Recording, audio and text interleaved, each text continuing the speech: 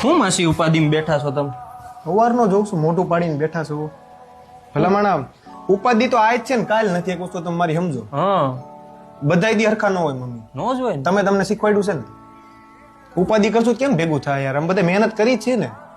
મને ખબર છે આપણે પૈસા થકી થોડોક વાંધો આવે છે, બરોબર, પણ એ લડી લેવું ને. હા, બધા મહેનત કરી જ છે યાર. તો પછી હું તો એમ જ કહું છું કે બધી ઉપાધિને પકડો, નાખો બહાર.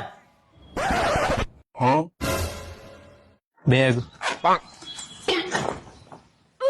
સપલા મારે.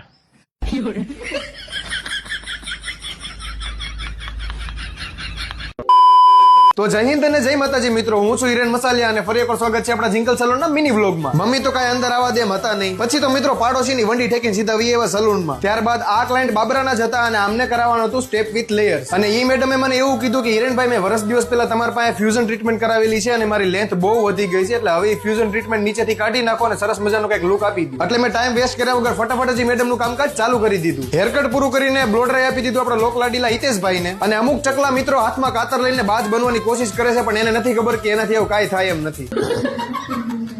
અને લાસ્ટમાં હેરકટ, બ્લો ડ્રાય અને સાઇન સ્પ્રે કરીને આ તો સ્ટેપ વિથ લેયર્સ નો ફાઇનલ લુક મિત્રો જરા કોમેન્ટમાં કહેતા જાજો કેવું લાગ્યું. ત્યારબાદ મિત્રો આ ક્લાયન્ટ બી એમની સાથે જ આવેલા હતા અને એમને કરાવવાના હતા ખાલી સ્ટેપ કટ. અને એમનું કામ બી મેં ફટાફટ સ્ટાર્ટ કરી દીધું, કારણ કે આજે જવાનું હતું રાજકોટ એક ટુર્નામેન્ટ રમવા માટે. અને તમને ખબર જ છે મિત્રો તમારા ભાઈને ક્રિકેટ કેટલું ગમે છે, એટલે ઉતાવળ તો હોય જ. ત્યારબાદ આ ક્લાયન્ટ આવી ગયા હતા સ્પેશિયલી તાલાળા ગીરથી આપણી પાસે હેરકટ કરાવવા માટે, અને એમને કરાવવાનું હતું ફેસ ફ્રેમિંગ. અને પછી તો મિત્રો તમારા ભાઈ 180 ની સ્પીડે ફટાફટ કામ ચાલુ કરી દીધું. અને આ ક્લાયન્ટ બી એમની સાથે જ આવેલા હતા, પણ એમને મને એમ કીધું કે હિરેનભાઈ મારે બહુ મોડું થાય છે ને, એટલે બીજી વાર તમારી પાસે કરાવીશ, આ વખતે દીદી પાસે કરાવી લો. અને પછી તો મિત્રો ચકલાવે હોતા હાથમાં કાતરો લઈ લીધી હતી ને હવનું કામ ચાલુ કરી દીધું હતું. કોઈ માથે ન લેવું, આપણે પર્સનલી કોઈ નથી કહેતા.